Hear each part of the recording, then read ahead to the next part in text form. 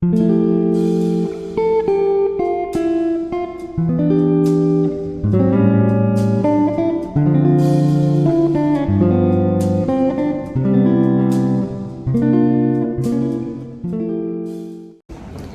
peoples, today is Friday.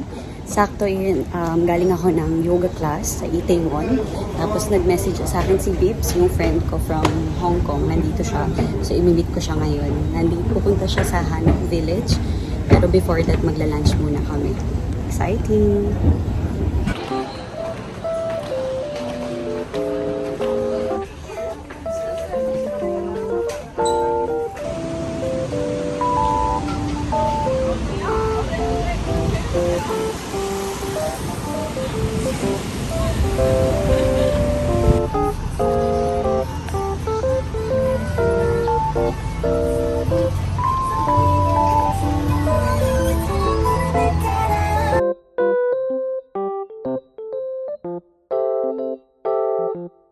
May bisita ako. Ang bilis, may bisita agad. Nasa ano kami? Ano pangalan nito? Hanokville. Ay, Butchon. Ano? May shooting sila. Pinidyohan, mabilis na.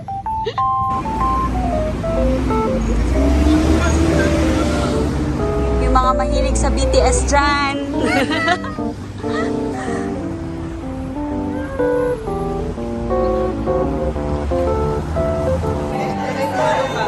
Isa pa, isa pa.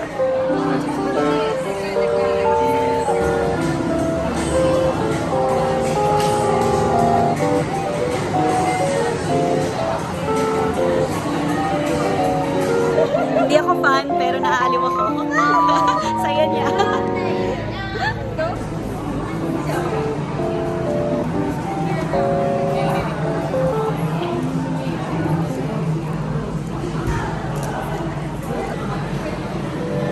Original drawing daw nila yan. Sabi ng BTS fan.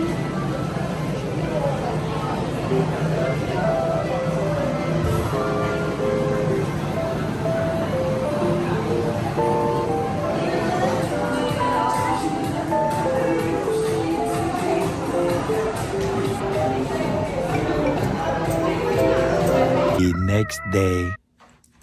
Hi peoples! Today is Saturday. So, ang plano ko ngayon ay pumunta sa COEX Mall.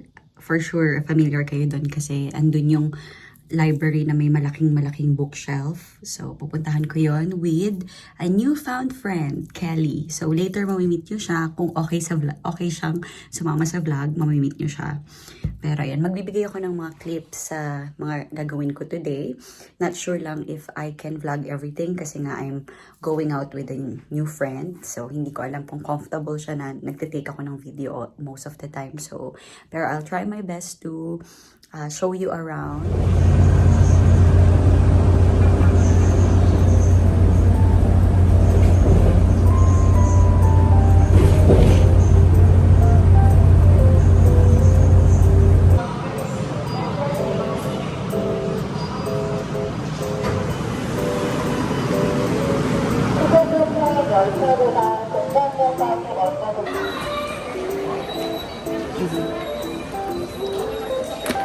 Yep.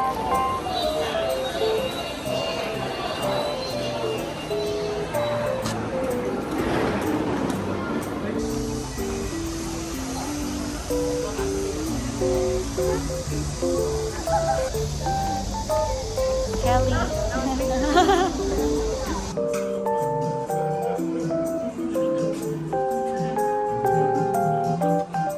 Ang galing. Kung may dala kang drink, pwede mong ilagay dito. Parang hindi mo siya dala-dala sa loob.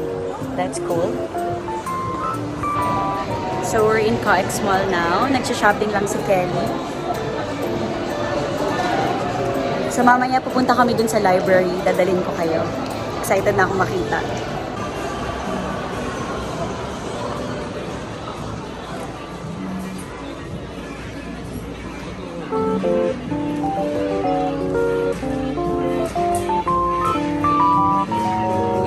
This cool stuff in the shop. A-Land, A-Land, I don't know what it is, but it's an A and a land. Look at this shirt, it's so nice.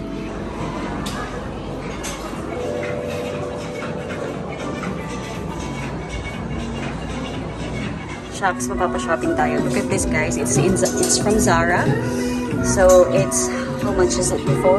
79,900 won before. And then now, it's only 19,900. Sobrang sakto. Ang ganda. I'm gonna get this. Hindi ko pa siya magagamit, pero one day, we'll use it. I'm thinking of getting this one too, kasi kaso lang, hindi ko lang mapagtanto kung paano siya.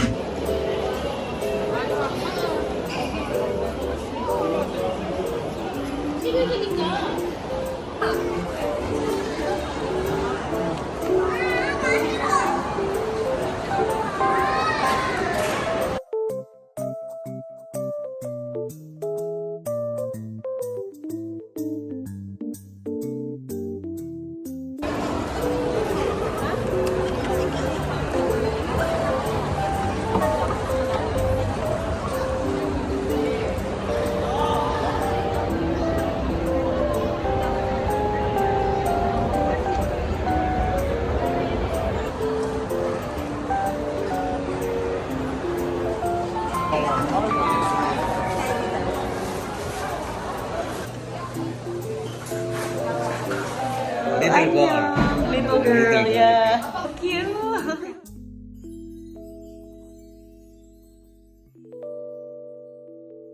My favorite shop.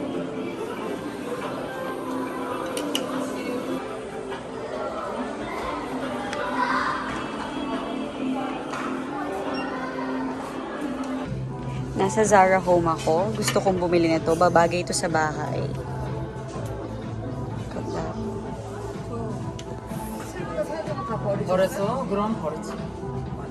Medyo pricey lang siya. So, wag muna ngayon.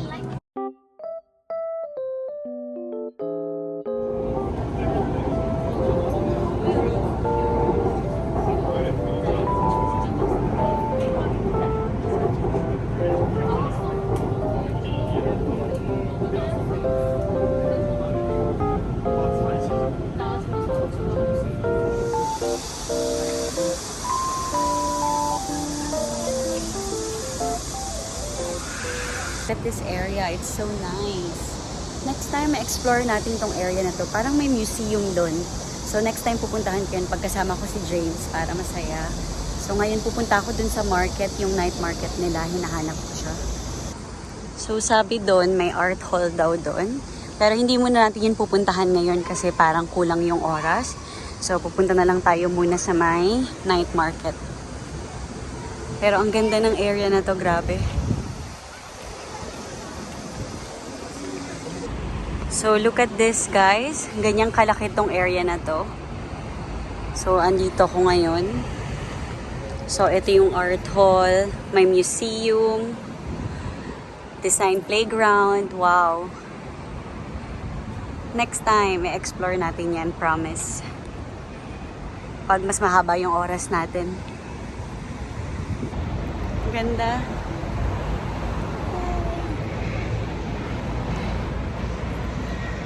Asa na kaya yung night market? May mga nakita na akong shops doon, pero feeling ko hindi pa yun.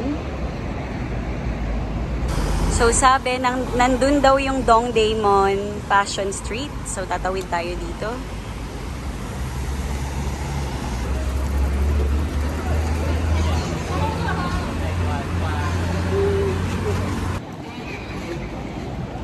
Mango slush. Matamis. Pero masarap. This is only 3,000 won. More street foods here. Look at that, guys. Nag-open siya ng 10 a.m.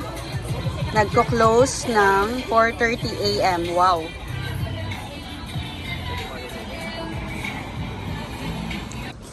Oh, eto na, guys. Baka mabudol tayo dito.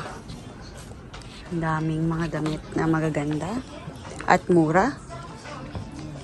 Para siyang Mongkok, yung Argyle sa Hong Kong. Ayan, 10,000 won, 10,000 won. So, mura lang siya. Baka pwede pang matawaran. Ang dami. So first floor pa lang to. Meron pang second floor. Second floor. Hindi ko alam kung ilang floors to, pero nasa first floor pa lang tayo. Nakakabaliw na. Pero wala, titingin lang tayo. Bawal mag-shopping. Control ang mga mata. Hanggang tingin lang dapat. Akyat tayo, pero hindi tayo magtatagal sa place na to. Alis din tayo in a while. Hanapin natin yung Fashion Street. So ayan, yung pangalan ng mall. Ito yung nagsasara ng 4:30 AM. Yeah. Parang Divisoria to, guys.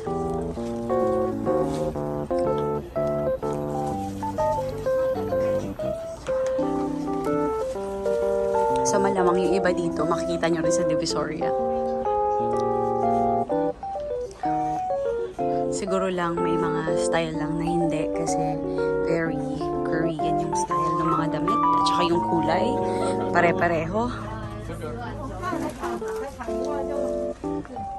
Hindi sila masyadong mahilig sa makukulay na damit. Yan ay Duta Mall daw, sabi dun sa sign. Tapos Hyundai Department Store.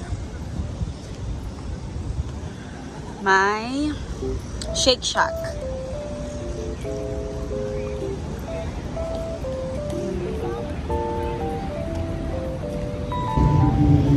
Sobrang daming mall sa paligid. Pupuntahan natin yan isa-isa next time. Ikot muna tayo. Tapos, pag meron kayong gustong puntahan, sabihin nyo sa akin. Diba? Akala mo naman dami nanonood. So, basta pupuntahan natin yung lahat ng malls na yan sa susunod. Ito yun, guys. Pero sarado. Bakit kaya? Baka may araw lang silang bukas. Yung Fashion Street. Ewan ko bakit sarado. Baka nga siguro may araw lang silang bukas or later pa sila magbubukas mamaya pang gabi. Ayoko manghula, alamin ko na lang kung bakit next time. O baka talagang sarado na sila kasi nung pandemic, baka hindi na sila nag-open talaga. So wala akong idea bakit sila sarado. Balik na lang tayo dun kasi sarado. So another shopping area, yung Duta Mall sa taas. Yung sa baba, close pa yung mga shops. Daming mga damit na naman na may shopping nyo for sure pag pumunta kayo dito. Cute.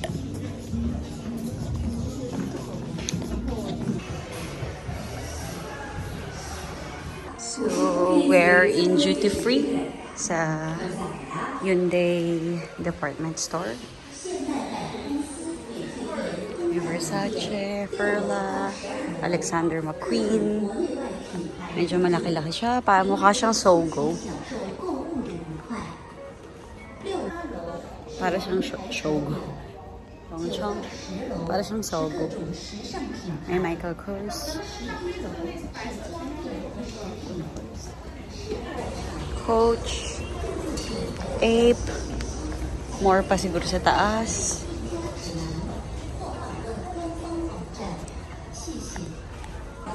Mga pampaganda, mga mahala. Ayaw natin yan. Okay na tayo sa K-Beauty muna.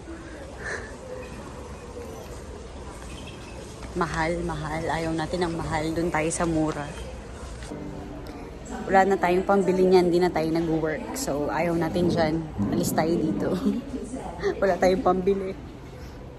Dito tayo. Ang pangalan nitong grocery store na to ay No Brand. Dadaan lang ako kasi kailangan ko bumili ng foil para doon sa aming air fryer. So, dito tayo baka meron.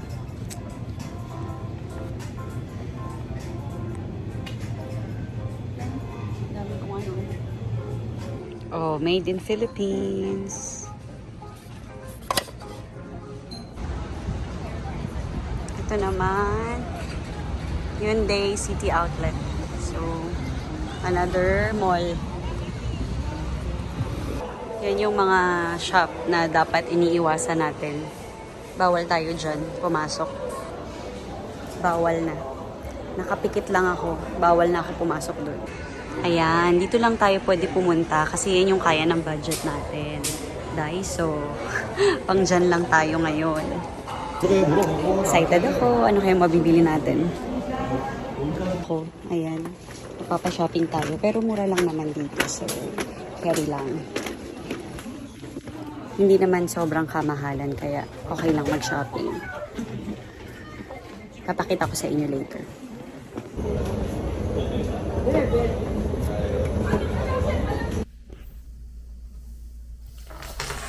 Hi guys, let's make a haul of what I've got today. So, nasa bahay na pala ako. Gawin natin to. Let's start from, mag-start tayo from Daiso. So, this one, pansandok ng kanin. Ganda siya. Rubber box. Ito, 1,001 lang siya, tas dalawa na siya. Magagamit ko siya sa drawer sa kitchen. Tas bumili ako ng isa pang ganito naman yung shape. So, 1,001 lang din to for 2.